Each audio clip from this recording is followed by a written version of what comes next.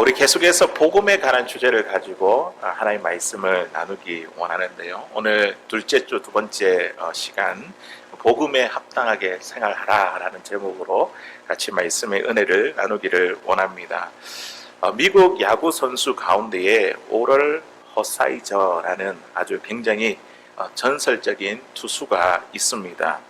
이 허사이저라는 이 사람은요, 처음부터 공을 잘 던진 사람이 아니었습니다. 가슴이 새 가슴이라 타자를 보면 주눅이 들고 공을 힘있게 던져야 되는데 자기가 갖고 있는 기술만큼 실력 발휘를 하지 못했습니다. 그러자 감독이 이 허사이저의 모습을 보고 감독이 불렀습니다. 그러면서 이야기하는 것이 무엇이냐면 타자들을 끝까지 물고 늘어지는 사나운 불독이 되어라. 이렇게 감독이 이 투수에게 이야기를 했습니다. 그리고 나서 그에게 마운드에 불독이라는 별명을 붙여 주었습니다. 자네는 이제는 마운드에 불독이네. 으르렁거리는 불독처럼 그렇게 공을 던지라고. 그는 그의 별명처럼 타자들을 물고 늘어지는 근성을 갖게 되었고, 또 경기에서 이 한 해 한 해 이거를 이닝이라 그러거든요. 이 59이닝 동안 무실점이라는 놀라운 신기록을 세웠습니다. 그래서 그때 당시에 월드 시리즈의 사이영상, 이걸 굉장히 이제 야구 선수가 영예로운 상이거든요. 참 받고 싶어 하는데 제우스 선수상을 받게 되었습니다. 사람은요, 자신을 어떻게 생각하느냐, 그리고 자신을 누구로 인식하느냐, 여기에 따라서 사람의 행동 방식이 결정됩니다. 아무리 공을 잘 던지는 투수라 할지라도 타자를 상대할 자신이 없고 나는 새 가슴이라 이렇게 주눅들어 있다고 한다면 이 경기에서 좋은 경기를 활약을 보여주지 못할 것입니다. 사랑하는 성도 여러분, 여러분들은 여러분 스스로를 누구라 생각하십니까? 여러분의 정체성, 내 스스로를 누구라고 그렇게 인식하고 있습니까? 누군가의 남편, 아내, 아버지 등등 붙여지는 이야기들이 많이 있겠죠. 그런데 하나님께서 저와 여러분들을 누구라고 부르시냐면 하나님의 존귀한 자녀다. 그리고 우리를 성도라고 그렇게 부르셨습니다. 물론 우리가 연약하여 죄의 유혹도 받지만 그럼에도 불구하고 우리가 예수 안에서 예수님을 믿어 우리는 구원받은 성도가 되었습니다. 바울은요, 빌립보 교인들에게 이러한 사실을 강조해서 그가 편지를 적을 때에 인사말로 제일 서두에 뭐라고 이야기를 했냐면 그들을 주 안에서 성도된 자라고 불렀습니다. 비록 연약하고 부족하지만 예수님을 믿는 그들을 향해서 성도라고 불렀습니다. 성도라는 말은 말 그대로 거룩한 물이라는 것이죠. 거룩한 물이 세상과 구별된 하나님의 백성을 이야기를 해서 성도라고 그렇게 부릅니다. 얼마나 귀한 이름인지 모릅니다. 바울은 빌립보 교인들에게 주 안에서 성도라 부르며 오늘 성도로서 매우 중요한 요청을 하고 있습니다. 27절에 있는 말씀에 보니까 이렇게 요청을 하죠. 오직 너희는 그리스도의 복음에 합당하게 생활하라. 성도로서 그리스도의 복음에 합당하게 너희들이 살아가는데 그리스도의 복음에 합당하게 생활하라. 이런 지침을 주었습니다. 성도라는 그 이름에 걸맞게 살아가라는 것이죠. 여기서 생활하라는 그 의미를 보니까 시민으로 행동하다 이런 뜻을 담고 있습니다. 이 표현은요, 그때 당시 최고의 신분으로 여겼던, 그때 당시 로마 시민을 최고의 신분으로 여겼습니다. 로마 시민권을 가진 사람들을 지금 비유하고 있는 말입니다. 빌립보는요, 로마의 식민지였기 때문에 로마 시민권을 가진 사람들에게 최고의 이 대우를 로마 시민권을 가진 사람이 최고 대우를 받았습니다. 로마의 보호를 받으며 로마의 법과 풍습을 따라 살았습니다. 로마 시민은 자기에게 다른 사람들이 볼 때 참 긍지와 자부심이 있었고 품격 있게 다른 사람과 다르게 그렇게 생활했습니다. 살아갔습니다. 바울은 이런 로마 시민권을 가진 사람들을 생각하고 보며 우리 그리스도인, 우리는 하나님 나라의 시민권자인데 하늘나라의 사람들인데 하나님께 속한 자들인데 우리도 이 세상 사람들과 다르게 살아야 하지 않을까.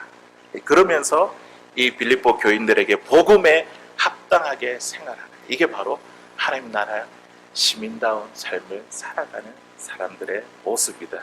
지금 이것을 이야기하고 있습니다. 그리스도인이 하나님 나라 시민으로서 복음에 합당하게 생활한다는 것이 무엇일까요? 물론 우리가 여러 사람들을 만나면서 그 사람을 사랑하고 용서하고 또 하나님이 주신 은혜를 기억하며 기쁨과 감사함으로 살아가는 것, 이게 참 복음에 합당하게 생활하는 성도들의 모습이죠. 그리고 복음을 전하며 이 복음에 헌신하는 그런 삶이 아닐까요? 오늘 사도 바울은요, 오늘 방금 읽었던 27절에 30절까지 있는 말씀을 통해서 우리 성도들이 복음에 합당한 생활이 무엇인지 몇 가지 기준을 제시해 주고 있습니다. 오늘 이 주신 이 말씀을 통해서 우리가 예수님을 믿어 성도가 되었고 그리고 하나님 나라의 시민권자를 가진 사람으로서 하나님 나라의 시민답게 복음에 합당하게 생활하는 자들이 될 수 있기를 주의 이름으로 간절히 소원합니다. 첫 번째로 복음에 합당하게 생활하기 위해서 우리가 어떻게 살아야 되는가, 어떤 기준을 가지고 살아가야 되는가. 27절에 있는 말씀에 보니까 복음의 신앙을 위하여 협력하는 것과 우리가 서로 함께 협력하는 것, 이게 복음의 신앙에 합당하게 살아가는 자의 모습이라 우리에게 말씀해주고 있습니다. 우리 27절에 있는 말씀 우리 같이 한번 읽어보도록 하겠습니다. 시작. 오직 너희는 그리스도의 복음에 합당하게 생활하라. 이는 내가 너희에게 가보나 떠나 있으나 너희가 한 마음으로 서서 한 뜻으로 복음의 신앙을 위하여 협력하는 것과. 아멘. 우리가 신앙생활을 하는 게 혼자 하는 것이 아니라 서로 같이 하는 것이라는 거죠. 함께 협력해서 하는 것, 이게 복음을 위해서 우리 그리스도인들이 복음에 합당하게 생활하는 자의 모습이라는 것입니다. 바울은요, 이 빌립보스를 적는 이 서신에 그 장소가 어디냐면 감옥에서 적고 있습니다. 그래서 옥중서신, 감옥서신이라고 이렇게 이야기를 합니다. 바울은요, 빌립보 교인들로부터 들려오는 이 소식 소문이 이들이 복음에 합당한 생활로 서로 협력한다, 함께한다, 동력한다, 한 마음이다, 한 뜻이다, 이런 소식을 듣기를 원했습니다. 협력한다는 것은 우리가 이 한자말 그대로 함께 서로 돕는다는 것이죠. 함께 싸운다, 씨름한다, 노력한다, 이런 뜻을 가지고 있습니다. 여기서 이 협력한다는 이 뜻을 더 자세히 살펴보니까요, 주로 전쟁에서 사용하는 단어로 누구와 함께 나란히 싸운다, 이런 뜻을 가지고 있습니다. 로마 병사들은요, 전쟁을 할 때 그냥 마구잡이로 싸우지 않았습니다. 호와 열을 갖추고 대열을 잘 갖춘 다음에 또 누군가 앞서서 이렇게 싸우고 또 뒤로 빠지기도 하며 그렇게 아주 협력하며 서로를 도우며 협력하며 싸웠습니다. 전쟁에 임했습니다. 우리 신앙인은요, 영적 전쟁터에 살아가고 있습니다. 우리의 가정과 일터 우리가 살아가고 있지만 우리는 끊임없이 싸움을 싸우고 있어요. 누구랑 싸우냐면 사람들과 싸우는 게 아니라 눈에 보이지 아니하는 세력, 이 사단과 싸우며 영적 전투를 벌이며 살아가고 있습니다. 사단은 계속해서 우리의 믿음을 떨어뜨립니다. 어떻게 하든지 간에 믿음을 떨어뜨리게 만들고 낙심하게 만들고 실망하게 만들고 좌절하게 만들고 하나님과의 관계가 멀어지도록 그렇게 만듭니다. 하지만 우리 신앙인은요, 오늘 이 말씀처럼 우리가 협력해야 됩니다. 함께 도움을 줄 수 있어야 된다는 거죠. 신앙은 혼자 하는 것이 아니라 함께 하는 것입니다. 물론 우리 요즘 보면 참 인터넷이 너무 발달을 해가지고 혼자서 이렇게 예배 드리시는 분들이 많이 생기게 되었는데, 그거는 이제 어쩔 수 없이 그렇게 하는 것이고, 우리는 함께 와서 예배 드리고 또 말씀을 나누고 서로를 위로하며 함께 우리가 영적인 싸움을 싸우는 것입니다. 우리 신앙이 가진 사람이 서로의 기도 제목을 가지고 함께 기도하고 또 받은 말씀의 은혜를 가지고 나누며 우리가 함께 협력하게 될 때에 우리는 사단과의 이 싸움에서, 영적 전쟁에서 승리할 수 있음을 믿습니다. 우리의 신앙을 지킬 수 있습니다. 지난 금요일까지 우리 생명의 삶 큐티 말씀 묵상을 하면서 우리가 고린도전서를 묵상해 왔습니다. 이 고린도전서가 얼마나 대단한 교회입니까? 참 은사도 많고 지식도 많으며 하나님의 축복 선물을 많이 받은 교회였습니다. 그런데 그 교회에 많은 문제들이 있었잖아요. 사도 바울이 다양한 문제를 이렇게 다루고 있는데 그 교회 가운데 다툼이 있었고 분쟁이 있었고 그리고 파당이 있었습니다. 하나님께서 그들에게 성령의 여러 가지 은사를 주신 것은 한 마음이 되고 한 뜻이 되어서 이 교회의 공동체를 사랑의 공동체로 잘 세우라고 그렇게 주신 것인데, 그런데 그들은 여러 가지 은사를 가지고도 다투고 분열하며 파당을 만드는 도구가 되어 버렸습니다. 그들은 서로 이렇게 모여 있으면서도 나는 누구에게 속해 있는가? 나는 누구의 파다? 나는 바울 파다. 나는 아볼로 파다. 나는 게바 파다. 베드로 말하는 게바 파다. 그리고 나는 예수 파다. 이렇게 서로를 나누었다는 것이죠.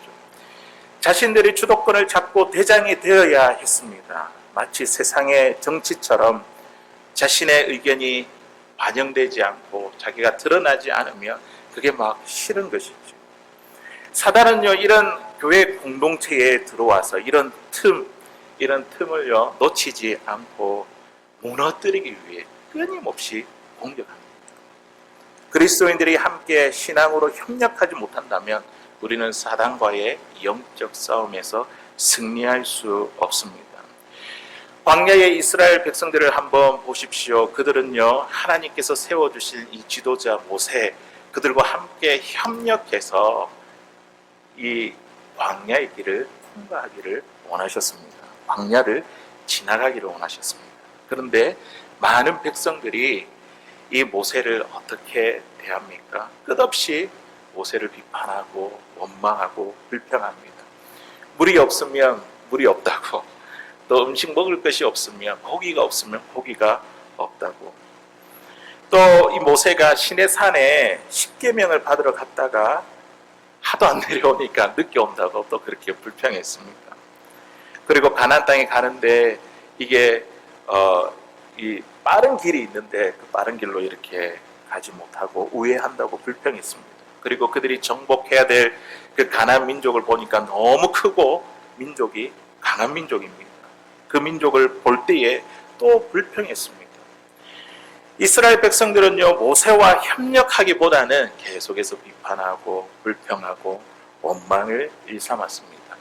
그런 가운데서도 모세와 끝까지 협력했던 자가 있었죠. 누굽니까? 여호수아와 갈렙. 그들은요, 이 모세와 끝까지 협력했습니다. 하나님의 일을 감당했습니다.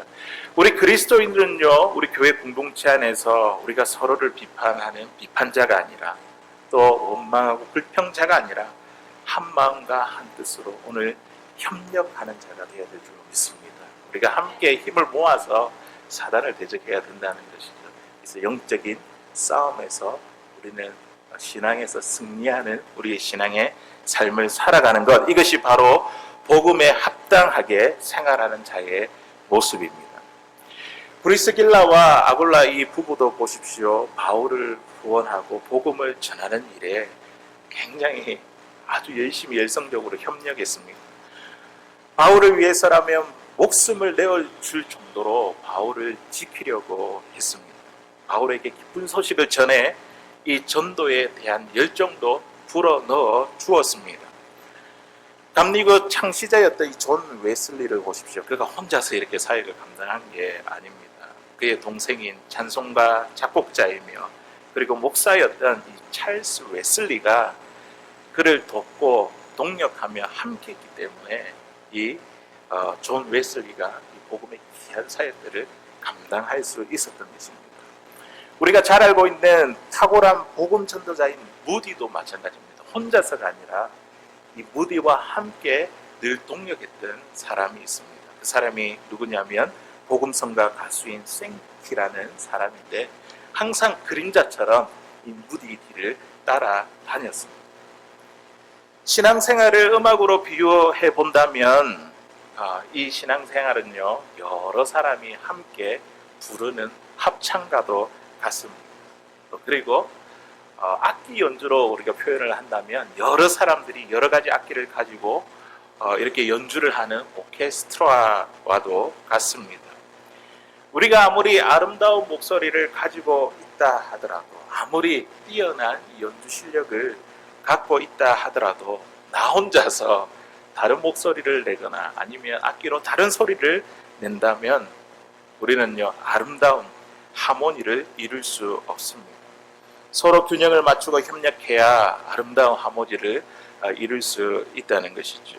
우리 교회 공동체, 비록 저마다 약점도 있고 생각도 다르며 또한 모난 부분도 있지만 우리가 서로 감싸주고 위로하며 격려할 때에 우리 교회 공동체가 한 마음이 되고 한 뜻이 되어 우리는요, 복음을 위해서 협력할 수 있습니다.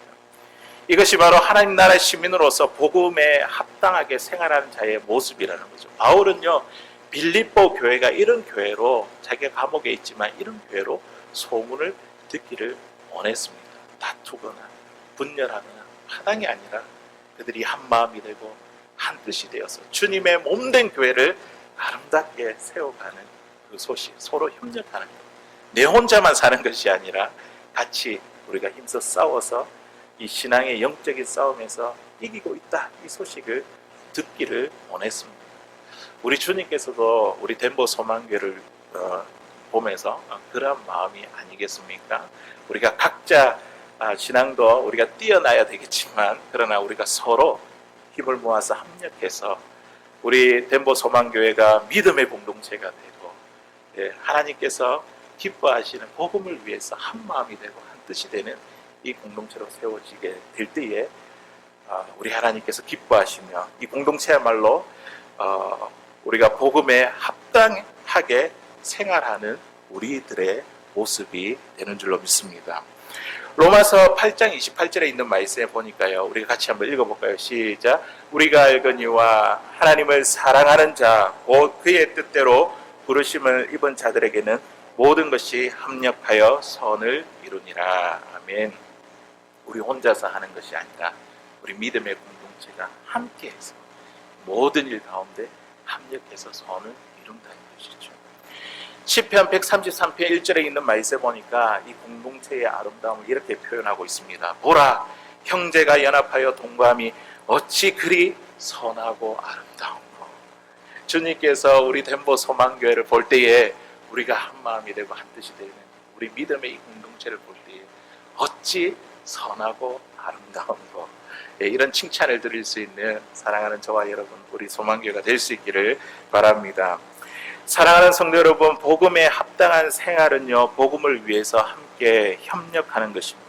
내 이익이나 편리나 나에게 즐거움이 없다 하더라도 우리가 마음을 같이 하고 서로를 돕고 위로하며 다른 사람에게 유익이 된다면 이것은요, 하나님께서 기뻐하시는 우리 교회 공동체가 될 수 있습니다. 마찬가지로 하나님께서 기뻐하시는 우리 가정 공동체가 될 수 있습니다. 우리가 함께 서로 손을 잡고 일어서서 우리가 협력하며 하나님 나라의 시민으로서 복음에 합당한 생활을 할 수 있는 사랑하는 저와 여러분들 될 수 있기를 주의 이름으로 간절히 소원합니다. 두 번째로, 복음에 합당하게 우리가 생활하기 위해서는요, 우리는요, 대적자를 두려워하지 말아야 됩니다. 오늘 바울이 빌립보 교인들에게 듣기를 원하는 것은 대적자들을 두려워하지 말라. 그들을 두렵게 하는 세력들이 있었거든요. 복음을 전하는데 맞서고 방해하는 자들이 있었는데 그 대적자들을 두려워하지 말라. 복음에 합당하게 생활하는 자는 대적자를 두려워하지 아니하는 삶이다. 그것을 이야기하고 있습니다. 우리 28절에 있는 말씀 우리 같이 한번 더 읽어보도록 하겠습니다. 시작. 무슨 일에든지 대적하는 자들 때문에 두려워하지 아니하는 이 일을 듣고자 함이라. 이것이 그들에게는 멸망의 증거요 너희에게는 구원의 증거이니 이는 하나님께로부터 난 것이니라. 아멘. 예. 바울은요 빌립보 교인들이 대적자로 인하여 두려워하지 않는다, 그들을 공격하고 복음을 방해하는 그 세력이 있다 할지라도 두려워하지 않는다, 이것을 듣기를 원했습니다. 성경에서 대적자라고 이야기하는 것은 예수님을 반대하는 무리들을 향해서 대적자다 이렇게 표현을 하고 있고, 성령을 거스리는 자, 또 불법을 행하고 말씀을 거스리는 자, 그런 자를 향해서 대적자라 이렇게 표현을 했습니다. 빌립보 교인들에게 대적자는요 복음을 전하는데 반대하고 그들을 맞서는 자들이 있었습니다. 누구냐면 예수님을 믿지 아니하는 다른 종교, 그때 당시 이방 종교의 사람들이었습니다. 그들이 복음 전파를 방해했고, 그리고 유대주의자들이 그들을 핍박해서 그들의 신앙을 넘어뜨리는 걸림돌 역할을 했습니다. 그렇다 할지라도 너희들은 두려워하지 말라.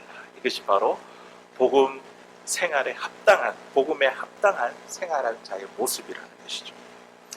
앞서 이야기한 것 같이 우리의 믿음 생활은요 영적 전투입니다. 예, 우리의 가정, 일터에서 우리가 싸움을 싸우고 있잖아요. 사람하고 싸우는 게 아니라 눈에 보이지 아니하는 세력과 우리가 싸우고 있잖아요. 예수님을 믿는 일에 수많은 반대자들이 있습니다. 이 수많은 반대자들 배후에는요 근본적인 대적자가 있다는 것이죠. 사도 바울은 에베소에 있는 그 말씀을 통해서 우리의 대적자, 이 배후에 있는 실체가 누구인지 아주 분명하게 밝히고 있습니다. 에베소 6장 12절에 있는 말씀 우리 같이 한번 읽어보겠습니다. 시작. 우리의 씨름은 혈과 육에 대한 것이 아니요 정사와 권세와 이 어둠의 세상 주관자들과 하늘에 있는 악의 영들에게 대함이라. 아멘. 우리가 싸워야 되는 실체에 대해서 이야기를 하고 있죠. 혈과 육, 내 눈에 보이는 남편이 아니고 아내가 아니고 자녀들이 아닙니다. 보이지 않는 악의 세력, 사단과 싸움이라는 것이죠. 우리를 대적하는 배후에는 항상 사탄이 있음을 알아야 됩니다. 우리의 믿음을 떨어뜨리게 만들고, 또 우리가 예배하지 못하게 하고 하나님의 말씀을 보지 못하고 하나님과의 관계를 끊어버리게 만드는 우리의 배후를 우리는 밝히 보아야 됩니다. 사단은 끊임없이 지금도 우리의 믿음을 떨어뜨리게 만듭니다. 하나님을 배신하기 위해 여러 가지로 유혹하고 미혹합니다. 사단이 우리에게 가져다 주는 마음, 우리에게 공격할 때에 여러 가지가 있겠지만 그 가운데 우리에게 주는 공격이 뭐냐면 오늘 말씀에 나오는 두려움입니다. 사단이 두려워하지 말라고 했잖아요. 사도 바울이 사단이 우리에게 가져다 주는 것은 우리에게 두려움 마음입니다. 이 마음을 싹 집어넣어 가지고 우리를 무력하게 만듭니다. 믿음을 떨어뜨리게 만듭니다. 하나님이 아니라 세상의 방법과 가치관으로 살아가게 만듭니다. 두려움을 통해서 명예와 권력과 재산을 잃는 것에 대한 그 두려움을 우리에게 심겨주는 것입니다. 나의 자존심, 체면 손상에 대한 두려움을 나에게 심겨줍니다. 미래에 대한 두려움, 실패에 대한 두려움, 안 될 것 같은 두려움, 죽을 것 같은 두려움, 손해를 보고 피해를 볼 것 같은 두려움을 사단이 우리의 마음 가운데 쏟아 붓습니다. 그런데 이러한 두려움을 주는 대적자들이 있을 때에 우리를 이 두려움으로 낙심하게 만드는 이 대적자들이 있을 때에 오늘 바울은요 두려워하지 말라. 이것이 복음에 합당한 생활을 하는 자의 모습이라는 것이죠. 대적자들이 우리를 두렵게 할 때 깜짝 놀라거나 도망치거나 회피하지 말고 영적 권세를 가지고 예수 그리스도의 이름을 가지고 이미 우리에게 승리를 주신 십자가의 능력을 가지고 주님의 이름을 가지고 담대히 맞서 싸우는 것이 복음에 합당하게 생활하는 자의 모습인 줄로 믿습니다. 예수님은 제자들에게 이렇게 말씀하셨습니다. 몸은 죽여도 영혼은 능히 죽이지 못하는 자들을 두려워하지 말라. 몸은 죽여도 우리의 영혼을 능히 죽이지 못하는 자들을 두려워하지 말라. 하나님은 아브라함에게 이렇게 이야기했습니다. 두려워하지 말라. 나는 너의 방패요 너의 지극히 큰 상급이라. 나는 너의 방패요 너의 지극히 큰 상급이라. 그리고 이삭에게는 나는 너의 아버지 아브라함의 하나님이니 두려워하지 말라. 그리고 여호수아에게는 강하고 담대하라. 두려워하지 말며 놀라지 말라. 하나님은 사사들에게 또 룻에게 또 하나님의 선지자들에게 끊임없이 두려워하지 말라 말씀하셨습니다. 오늘 이 말씀을 듣고 있는 저와 여러분들에게도 마음 가운데 사단이 주는 이 두려움에 대해서 두려워하지 말라 우리 주님께서 주님의 음성으로 우리에게 들려주시는 줄로 믿습니다. 우리가 두려워하지 않는 것은요, 대적자들을 두려워하지 않는 것은요, 오늘 말씀에 보니까 대적자들에게 이게 멸망의 증거가 된대요. 그리고 또 우리가 두려워하지 않는 것은 우리에게 있어서 구원의 증거가 된다고 이야기합니다. 28절에 있는 말씀에 보십시오. 무슨 일에든지 대적하는 자들 때문에 두려워하지 아니하는 이 일을 듣고자 함이라. 이것이 그들에게는 멸망의 증거요.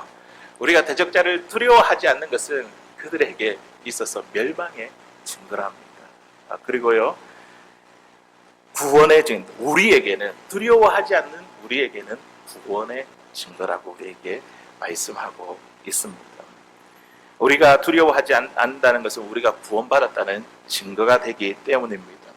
우리가 가진 믿음으로 얼마든지 우리는요, 사단이 주는 두려움을 이길 수 있습니다. 왜냐하면 예수 그리스도께서 십자가를 통해 이미 두려움을 이기셨기 때문입니다. 죽음을 이기시고 죄를 이기셨기 때문입니다. 그리고 이 두려움을 이기는 이 믿음은 우리 하나님께서 저와 여러분들에게 주시기 때문에 우리는 이 대적자들의 이 사단의 권세에 대해서 두려워하지 아니할 믿음이 저와 여러분들에게 있습니다. 초대 교부였던 존 크리소스톰이라는 분이 이 로마 황제가 주가 아니라 예수가 주라고 강하게 주장해서 체포되어 로마 황제 앞에서 처형을 당하게 되었습니다. 로마 황제가 그를 죽여버리겠다 이렇게 이야기하니까 얼마나 두려웠겠습니까? 성경에도 엘리야 선지자 보면 그 바알과 아세라 그 선지자들과 이렇게 싸워서 큰 승리를 얻었잖아요. 그런데 그 다음 날에 아합의 아내 이세벨이 죽여버리겠다 이렇게 이야기하니까 얼마나 두려워가지고 도망을 갔습니다. 우리를 죽여버리겠다고 협박하는 그들 앞에서 얼마나 두려울까요? 하지만 이 크리소스톰은 황제에게 이렇게 이야기했습니다. 저는 죽음이 조금도 두렵지 않습니다. 저의 생명은 그리스도와 함께 감추어져 있습니다. 예수님과 함께 연결되어 있다는 것이죠. 그렇게 대답했습니다. 크리소스톰은 죽음의 공포에 두려워하지 않았습니다. 그 이유가 무엇이냐면 예수님이 이미 십자가에서 그 두려움을 이기셨고 그 두려움을 이기는 믿음을 하나님께서 그에게 주셨기 때문입니다. 우리가 죽음 앞에서 누구나 다 두려워할 수밖에 없습니다. 맞죠? 사단이 주는 그 두려움에 누구든지 두려워할 수밖에 없지만 그러나 우리 하나님이 우리에게 믿음을 주시고 그리고 우리에게 십자가에서 이미 이기신 그 승리를 우리에게 확신하게 할 때에 우리도요 지금 내가 할 수 없다 이렇게 생각할지 모르겠지만 그때 그 상황에 닥치게 되면 하나님 믿음 주시면 우리도 이 두려움을 떨쳐버리고 이길 수 있는 줄로 믿습니다. 사랑하는 성도 여러분, 복음에 합당한 생활은요 어떤 대적자들 앞에서도 두려워하지 않는 것입니다. 우리 예수님이 이미 두려움을 십자가에 이기셨고 그리고 하나님께서 두려움을 이기는 믿음을 우리에게 주셨기 때문에 우리가 이 믿음이 있다고 한다면 우리도 담대하게 이길 수 있습니다. 우리를 두렵게 하는 눈에 보이는 환경보다 우리의 환경 배의 역사하는 예수 그리스도를 알아보십시다. 스데반이 그 죽음 가운데서도 하늘문이 열리고 주님께서 이 스데반을 부르시는 모습을 보게 되었습니다. 모든 환경 배의 역사하시는 그 주님을 바라보십시다. 그러면 모든 두려움 가운데서 우리에게 그 두려움을 이길 수 있는 승리를 저와 여러분들에게 주실 줄로 믿습니다. 마지막 세 번째로 우리가 복음에 합당하게 생활하기 위해 우리는요, 고난도 받아야 됩니다. 예, 오늘 이 사도 바울이 감옥에 있으면서 빌립보 교인들에게 이제 전하는 이야기가 예수를 믿는 것도 복이고 은혜지만 주님을 위해서 고난을 받는 것도 은혜다. 고난을 받는 것도 은혜라고 지금 이야기를 하고 있습니다. 얼마나 어려운 말씀입니까? 우리 29절에 있는 말씀인데 우리 같이 한번 읽어보도록 하겠습니다. 시작. 그리스도를 위하여 너에게 은혜를 주신 것은 다만 그를 믿을 뿐 아니라 또한 그를 위하여 고난도 받게 하려 하심이라. 아멘.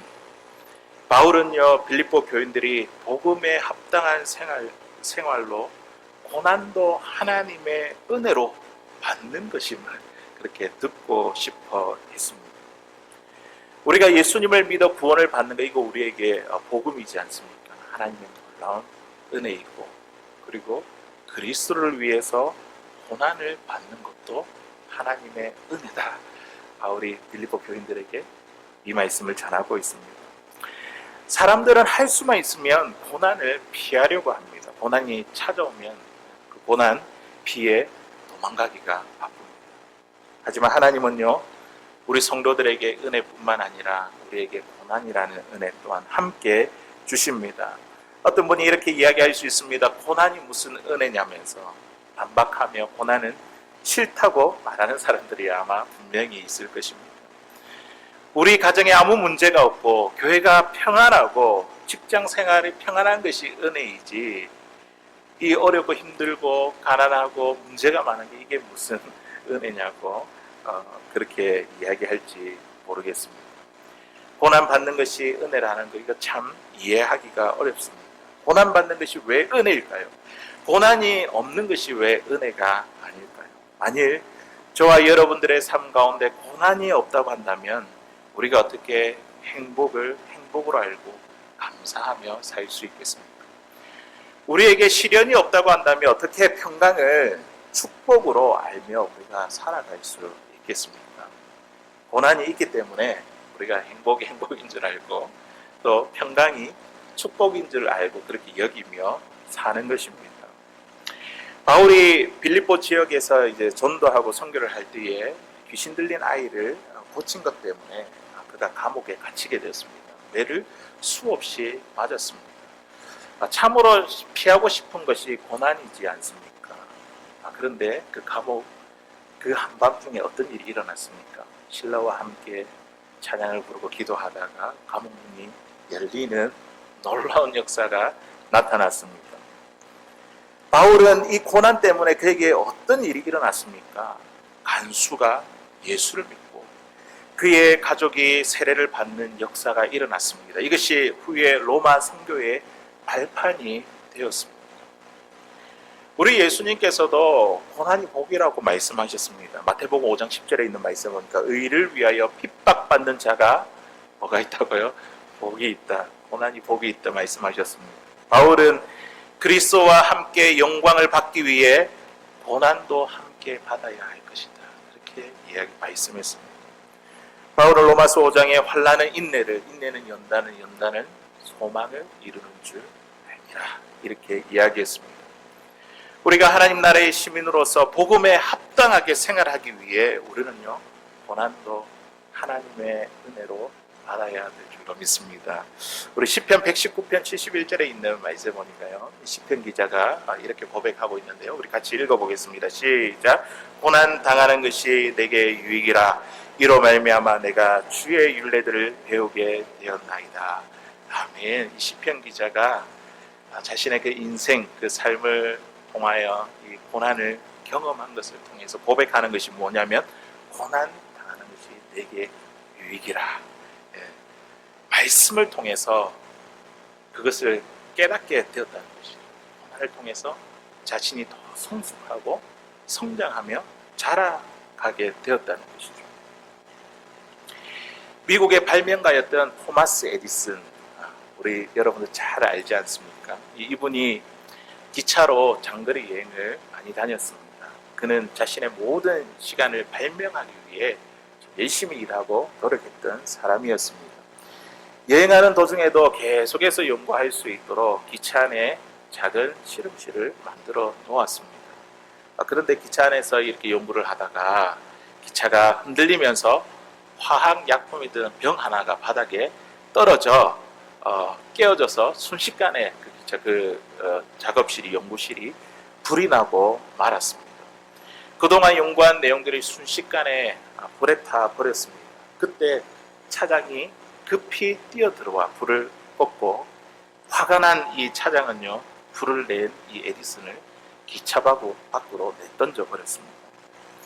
다행히 생명에 지장은 없었으나 그때 사고로 인해서 에디슨이 기가 다쳐가지고 청력을 완전히 잃어버리고 말았습니다.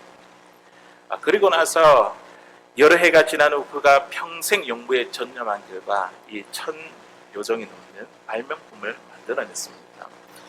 하루는 사람들이 많이 모여있는 그곳에 한 기자가 이 에디슨에게 이렇게 물었습니다. 당신은 어떻게 그렇게 많은 연구를 할 수 있었습니까? 당신은 정말 천재 중에 천재입니다. 그때 에디슨이 이렇게 대답했습니다. 내가 이렇게 많은 연구를 할 수 있었던 것은 내 귀가 어두워졌기 때문입니다. 주변이 아무리 시끄러워도 나는 그 소리를 듣지 못하니까 아무 방해도 받지 않고 연구에 몰두할 수 있었습니다. 그래서 저는 기가 막힌 것을, 기머거리가 된 것을 늘 감사하고 있습니다. 이런 이야기를 했습니다. 만일 에디슨이 청력을 잃었다고 그때로부터 불평하고 한탄만 했다면 그는요 발명왕이라는 그 별명을 듣지 못했을 것입니다. 하지만 고난 가운데서도 절망하지 않고 오히려 자신의 불행을 기회로 삼아 많은 사람들에게 유익을 가져다주는 그런 성공적인 삶을 살게 되었습니다. 예수를 구주로 믿는 우리 성도들은요 환난이나 공고나 핍박이나 어떤 문제도요 우리에게 전혀 문제될 것이 없습니다. 고난을 통해서 우리는요 하나님께 더 가까이 나아가게 됩니다. 고난을 통해서 우리가 말씀을 더 사모하게 됩니다. 고난을 통해서 우리 하나님께 나와 더욱더 간절하게 부르짖어 기도하게 됩니다. 말씀대로 사는 것을 더 갈망하게 됩니다. 그래서 고난은 불행이 아니라 오히려 복의 통로라고 그렇게 이야기하는 것입니다. 물론 우리가 일부러 고난을 선택할 필요는 없습니다. 고난을 일부러 좋아할 필요도 없습니다. 그러나 우리가 예수님을 믿기 때문에 우리가 받게 되는 그 고난이 있다고 한다면 이거는 하나님께서 나에게 주시는 은혜구나, 유익이구나, 참 귀한 것임을 믿어야 될 줄로 믿습니다. 우리 예수님께서도 고난을 당하시지 않았습니까? 이 땅에 오셔가지고 많은 순환을 받으셨습니다. 십자가의 고통을 통해 우리를 얼마나 사랑하는가 이것을 보여주셨습니다. 그것 때문에 우리가 참 유익함이 되었지 않습니까? 그러므로 그리스도를 위해 고난을 받는 것도 우리가 하나님의 은혜로 기꺼이 받고자 하는 그 삶이야말로 바로 복음에 합당한 성도의 생활인 줄로 믿습니다. 이제 말씀을 맺겠습니다. 우리는요 예수를 믿어 하나님 나라의 시민권을 가진 자가 되었습니다. 성도, 거룩한 무리, 그리고 하나님의 백성이라 불리는 자들이 되었습니다. 오늘 사도 바울이 빌립보 교인들에게 그렇게 이야기하잖아요. 너희들이 하늘의 시민권자로서 복음에 합당하게 생활하라. 복음을 받은 자로, 그것을 얻은 자로 생활하는데 그것이 뭐냐면 복음을 위해서 교회 공동체가 너희들이 서로 협력해야 된다. 하나가 되어야 된다. 그렇게 말씀하시고, 그리고 너희를 대적하는 대적자들을 두려워하지 말라. 사단이 너희들에게 두려움을 줄 것인데 절대 두려워하지 말라. 우리의 싸움은 이긴 싸움, 십자가에서 이긴 싸움이다. 이 믿음을 누가 주신다고요? 하나님께서 저와 여러분들에게 주십니다. 그리고 고난의 유익함, 고난도 하나님의 은혜로 기꺼이 받으라. 고난을 통해서 우리가 어떻게 됩니까? 말씀을 더 가까이 나아갑니다. 하나님께 더 가까이 나아갑니다. 더 기도하고 더 하나님께 매달리게 되는 유익함이 이 고난에 있습니다. 오늘도 성령께서 우리가 고난의 그 복음에 합당한 삶을 살아갈 수 있도록 저와 여러분의 믿음을 도우시는 줄로 믿습니다. 우리에게 이러한 삶을 살아갈 수 있도록 우리에게 힘과 능력을 주십니다. 하나님 나라의 시민으로서 복음에 합당하게 생활하는 사랑하는 저와 여러분들 이 한 주가 될 수 있기를 주님의 이름으로 간절히 소원합니다.